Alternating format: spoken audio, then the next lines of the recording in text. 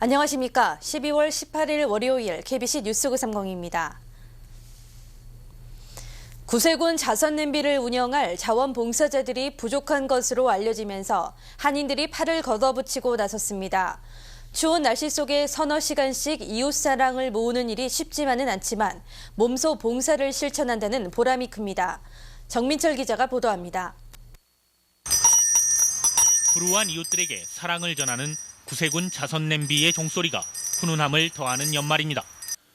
구세군 시카고 한인교회는 올해 자선냄비를 총 2,000시간 운영한다는 목표를 세웠습니다. 하지만 교회 관계자는 참여하는 자원봉사자의 수가 부족한 상황이라고 말합니다. 추운 날씨에 그것도 한 번 나서면 야외에서 서너 시간씩 모금을 해야 하는 쉽지 않은 일이기 때문입니다. 이처럼 자원봉사자 수가 부족한 것으로 알려지면서 한인들이 팔을 걷어붙이고 나섰습니다. 이 성탄이나 세물을 들고 가는데 그 이면에는 보이지 않는 이웃이라든가 또 아주 불우한 그 이웃들, 불쌍한 사람들이 많이 있지 않습니까? 작은 정성이지만 모아지면 또 티끌모 태선이라고 그 사람들에겐 유익한 그런 도움이 되지 않겠습니까? 그래서 구세군 시카고 한인교회는 지난 11월 20일 타종식을 갖고 자선냄비 모금을 시작했습니다. 투익길 월마트와 포스터 폴라스키가 만나는 지점의 주얼, 밀워키와 디반이 접하는 다미닉스 등 비교적 한인 유동인구가 많은 11곳에 자선냄비가 운영되고 있습니다. 이날 한인 친목단체인 토요회 회원들이 자원봉사에 나선 한인 마켓에서도 불우한 이웃들을 위한 온정의 손길이 이어졌고 마켓 측도 성금을 보탰습니다. 보통 사람들이 이제 그냥 지나치기 쉬운데 그래도 보면은 대다수 그 교민들은 많이 이렇게 온정의 손길을 보내는 것 같아요. 물론 그것이 개개인이 자기보다 이 소외된 사람을 돕는다는 게 얼마나 기쁜 일입니까? 최근 한인사회에는 선교단체에 거액을 기부하고 한인 연장자들을 위해 써달라며 땅을 기부하는 등 한인들의 미담이 소개되고 있습니다. 소리 없이 나눔과 봉사를 실천하는 한인들의 모습에서 얼마 남지 않은 성탄이 더욱 뜻깊게 다가오고 있습니다. KBC 뉴스 정민철입니다. 크리스마스와 신년 연휴를 앞두고 오헤어 공항을 이용해 여행을 떠나는 여행객들이 늘고 있습니다. 이에 따라 오헤어 공항 인근 주요도로에서 극심한 교통체증이 예상되고 있습니다. 오헤어 공항 대변인은 성명을 통해 오는 20일 수요일부터 내년 1월 3일까지 오헤어 공항에서 서쪽 방향으로 향하는 90번 고속도로의 단축 진입로를 일시적으로 통제하기로 했다고 발표했습니다. 이는 오헤어 공항으로의 주 진입로인 인터스테이트 190번 도로상의 교통 혼잡을 막기 위한 방책입니다. 따라서 오헤어 공항에서 노스웨스트 톨웨이로 향하는 차량들은 190번 도로를 따라 케네디 익스프레스 도로를 이용해 킴벌랜드 애비뉴 엑시스로 나온 뒤 다시 하이웨이 진입로를 따라 90번 고속도로를 우회해야 합니다. 관계자들은 지난 추수감사절 연휴 기간 맨하임 도로를 이용해 이와 같은 우회도로 이용을 실시한 바 있으며 당시 차량의 정체를 다소 해소할 수 있었다고 설명했습니다. 크리스마스와 신년 연휴 기간에도 맨하임 도로를 이용해 하이웨이로 진입할 수 있습니다.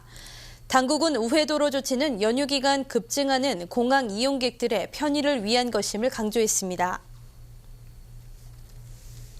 제양군인회 중서부지회는 어제 메이오드 지역에 위치한 하인즈 보훈병원을 방문해 한국전 참전 용사들의 쾌유를 기원하는 위문 행사를 가졌습니다. 이 병원에는 한국전쟁에서 부상을 입고 현재까지 치료를 받고 있는 3명의 한국전 참전 용사가 입원해 있습니다. 제양군인회 이문규 지회장과 고찬열 전 회장, 임원진 간호장교협회 강정옥 회장은 성탄 축하 인사와 참전 용사들에 대한 감사를 전하며 털모자와 장갑을 보훈병원 참전 용사들에게 전달했습니다.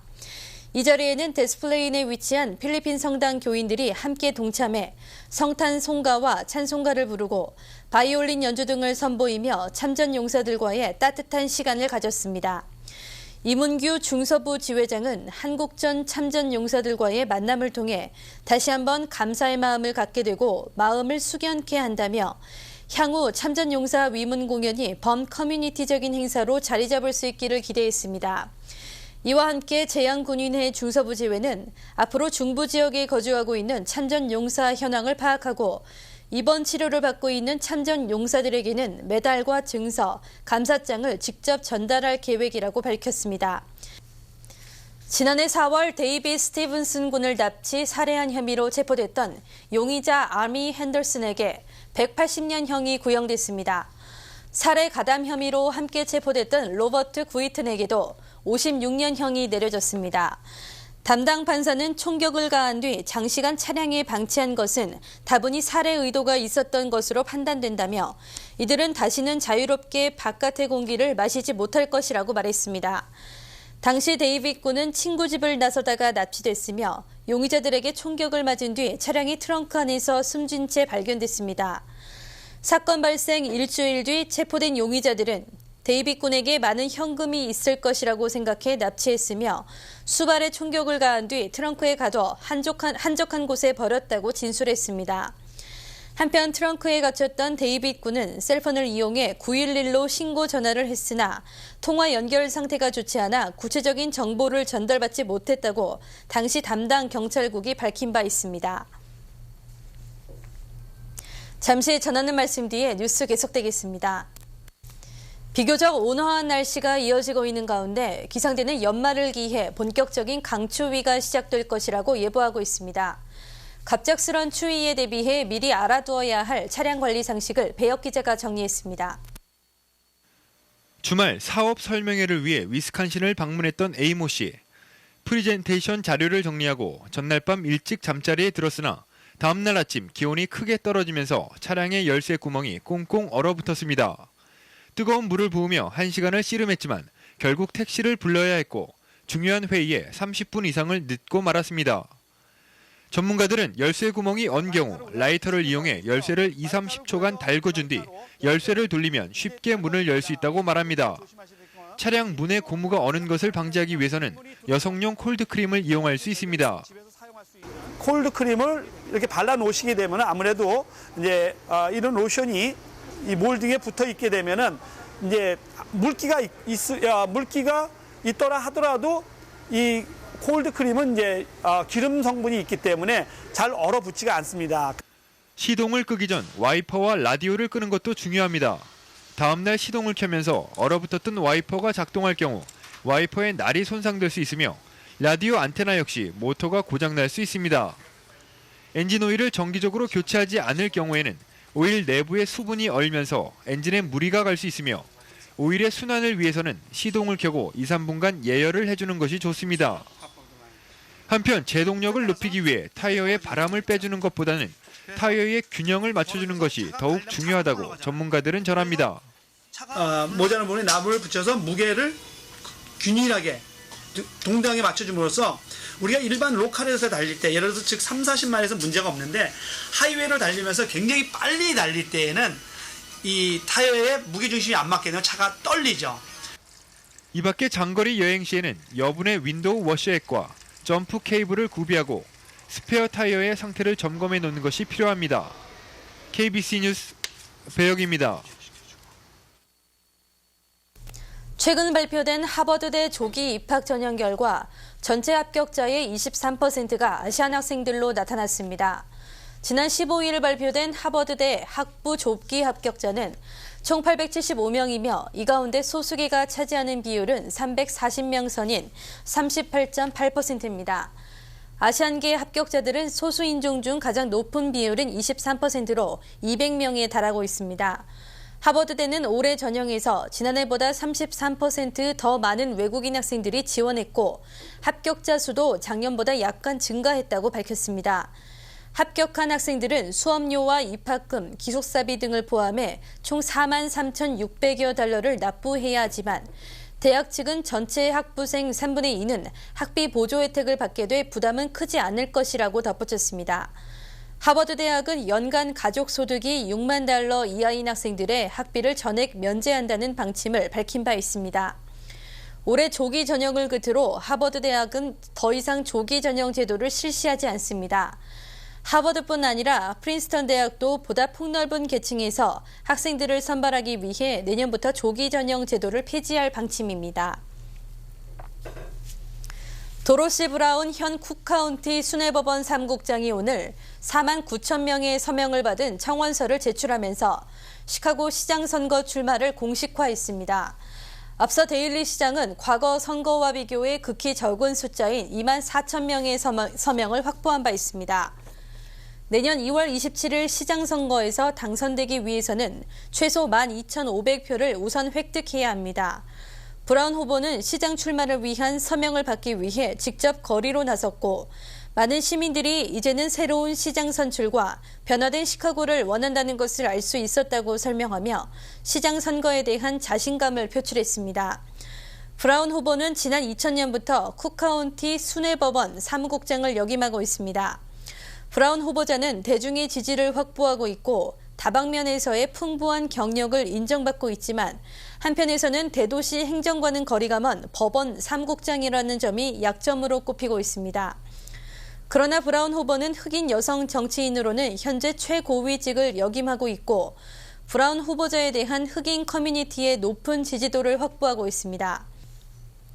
유일한 흑인 상원 의원으로 2008년 대선 출마 가능성까지 제기되면서 바락 오바마 의원에 대한 관심은 어느 때보다 높습니다. 이처럼 오바마 의원의 인기도 높지만 그가 대선 후보로 적절한지를 놓고 자질 검증도 이어지고 있습니다.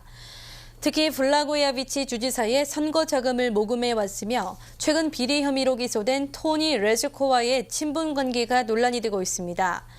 오바마가 집을 산 뒤 레즈코가 집을 둘러싼 공터를 구입했고 오바마는 이 공터 일부를 다시 사들여 집을 넓힌 것으로 알려지고 있습니다. 오바마는 이외에도 레즈코로부터 오랜 시간 기부 형태의 정치 자금을 받아왔습니다. 언론과 시민단체들은 오바마가 흡연자인 점도 지적하고 있으며 오바마의 미들네임인 후세인에 대한 비아냥도 계속되고 있습니다.